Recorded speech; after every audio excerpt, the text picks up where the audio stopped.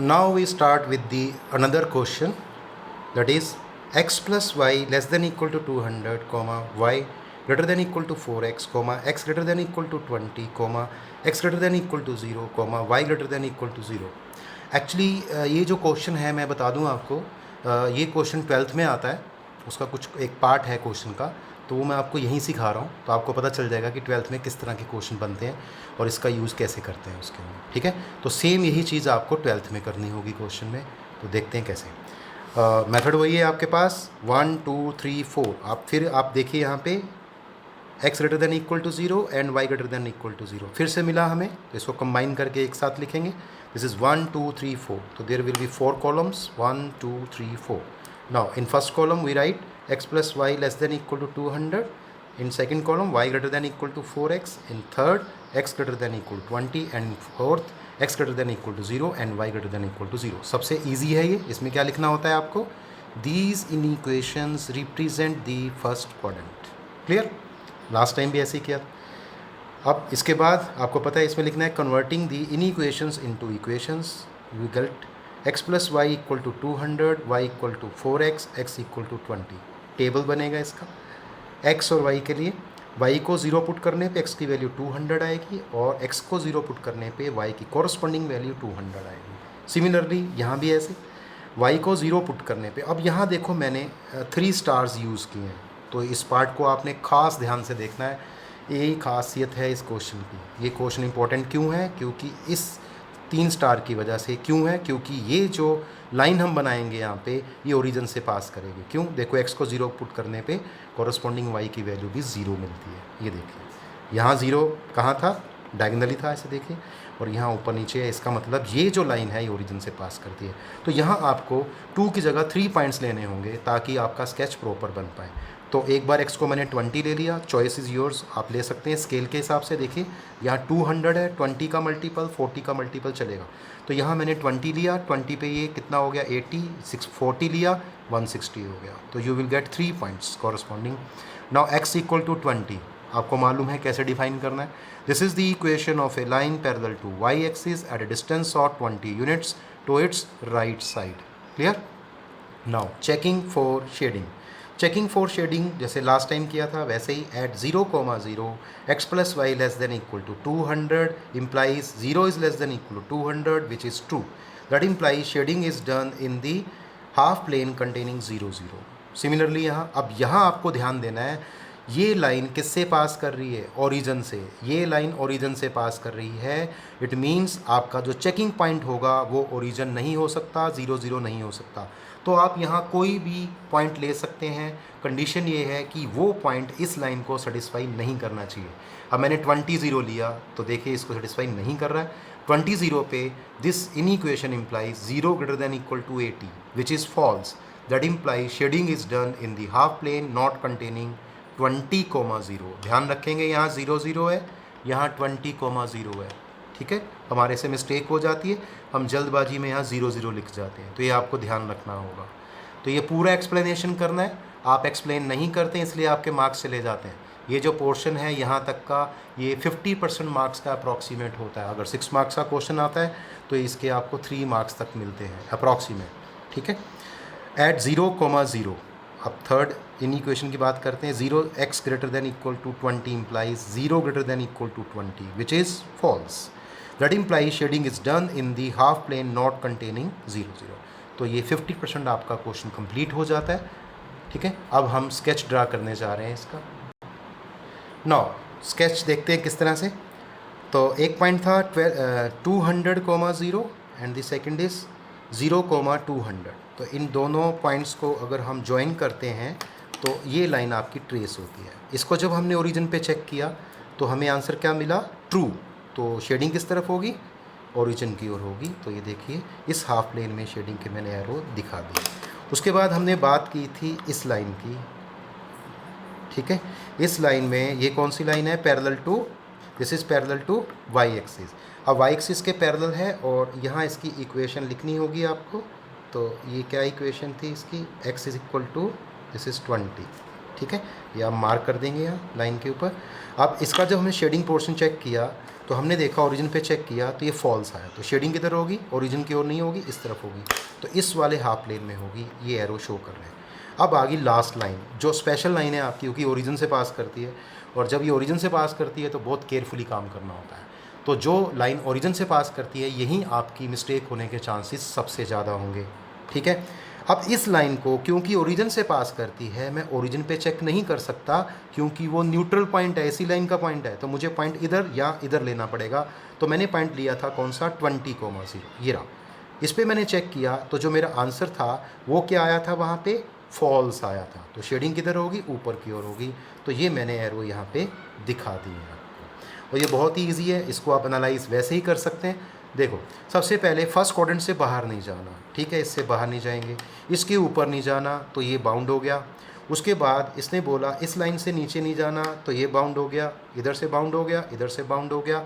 और अगर मैं थर्ड लाइन की बात करता हूँ यहाँ पे, तो देखिए इस लाइन ने कहा इधर चलना है, इधर नहीं चलना, तो ये हो गया। और आप ध्यान से देखेंगे जब मैंने इसकी बाउंडेशन करी है तो ऐसा कौन सा पोर्शन या इनक्लोज बना है, ये बीच वाला ट्रायंगल है ना, ये ट्रायंगल आपका शेडेड रीजन बनेगा।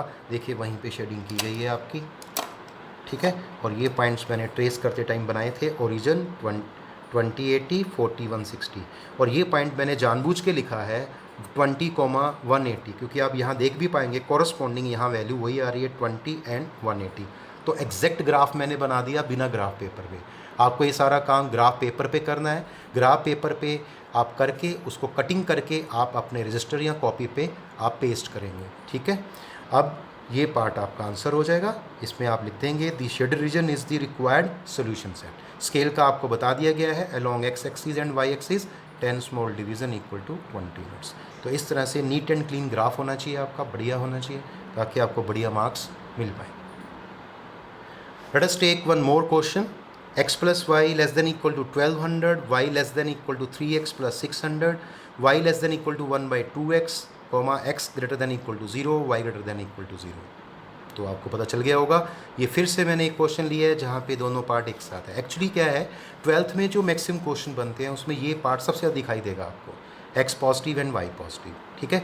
तो आपको पता है इसके कितने पार्ट्स करने हैं हमें, 1 2 3 4, 1 2 3 4। इस पार्ट को हम यहाँ लिखेंगे और आपको पता चल चुका होगा यहाँ क्या लिखना है, these inequation represent the first quadrant. Means आपका सोल्यूशन सेट जो है वो फर्स्ट क्वाड्रेंट में ही लाई करने वाला है।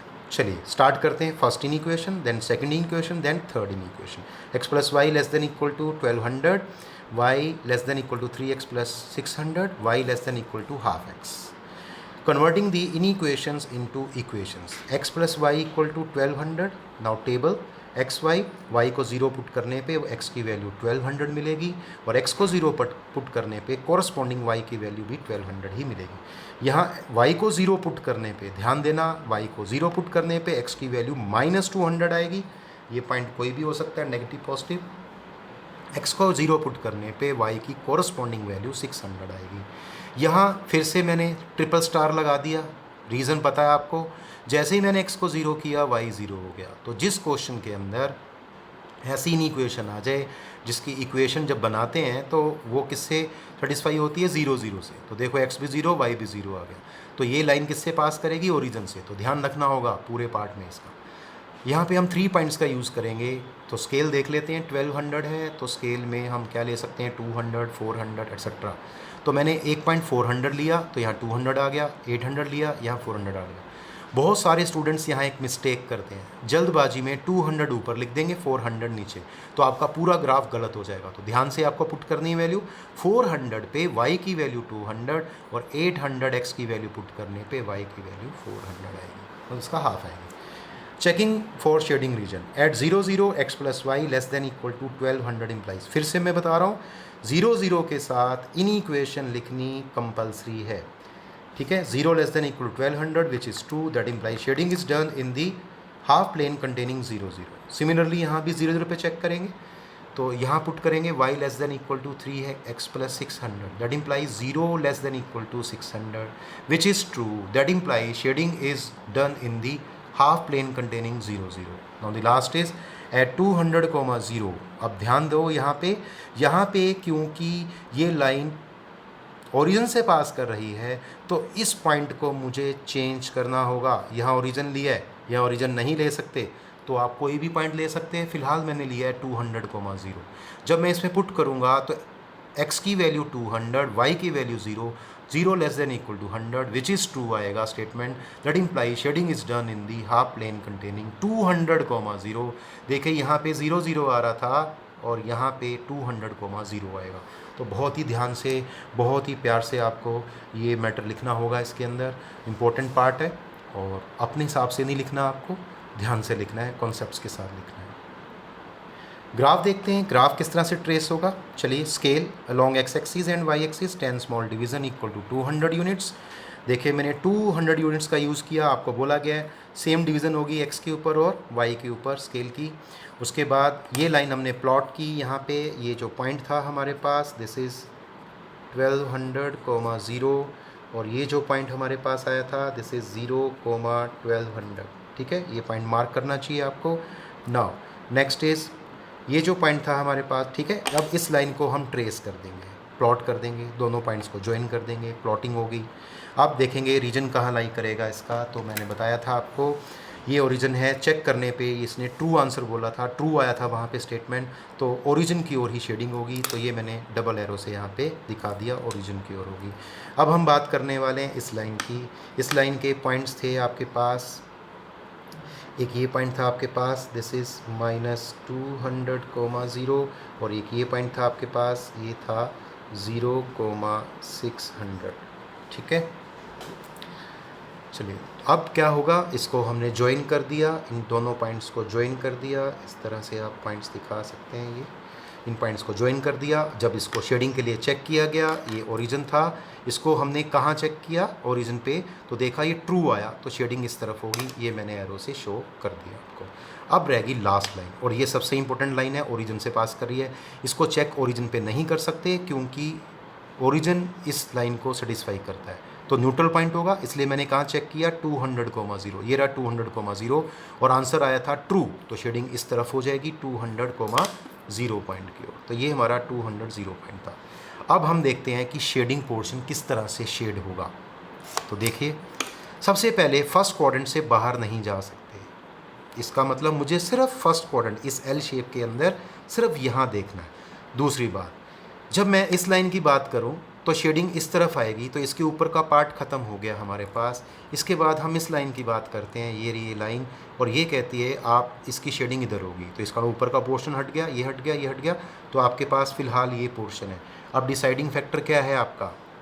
अब इस लाइन की भी बात कर लेते हैं. ये जो लाइन है, ये जो लाइन कहती है कि मेरी शेडिंग जो है वो इस तरफ है, तो जब इस तरफ होगी, ठीक है, इसके ऊपर तो है नहीं, तो ये इसको कवर कर लेगी सारे पोर्शन को. ये जो आपका इस तरह से शेप बन रही है. और तीसरी लाइन आपकी यहाँ से बनेगी एक्स एक्सिस की. क्यों, फर्स्ट क्वाड्रेंट से बाहर नहीं जा सकते, तो ये देखो ये बन गया. तो ये जो ट्रायंगल वाला पार्ट है, ये आपका आंसर होगा. This is the triangle. ये पोर्शन आपको शेड करना पड़ेगा. ठीक है, लास्ट में आंसर लिखना है, the shaded region is the required solution set. तो इस तरह से ये बहुत ही इंपॉर्टेंट क्वेश्चन है. ये इस तरह के बहुत सारे क्वेश्चन आपको मिलेंगे. अभी मैं आपको असाइनमेंट दूंगा, और बहुत ही ध्यान से करना है आपने ये काम, और बहुत ही प्यार से लिखना है. प्रेजेंटेशन आपकी प्रॉपर होनी चाहिए, क्योंकि अगर आप अभी सीख जाएंगे 11th में, तो 12th में कोई प्रॉब्लम नहीं आने वाली है. तो बहुत ही ध्यान से करना है. This is the most important chapter. 12th में काफ़ी यूज़ होगा इसका, काफ़ी हेल्प मिलेगी आपको. रोज़ काम करें, ध्यान से काम करें. थैंक यू आज के लिए. आज ये चैप्टर आपका कंप्लीट हो गया. अब नेक्स्ट टाइम हम नया टॉपिक शुरू करेंगे, तो प्लीज़ इसके नोट्स बना लीजिए, असाइनमेंट सारी पूरी कर लीजिए, और मैंने सारे इंपॉर्टेंट क्वेश्चंस, पूरा मैटर आपको करवा दिया. Thank you.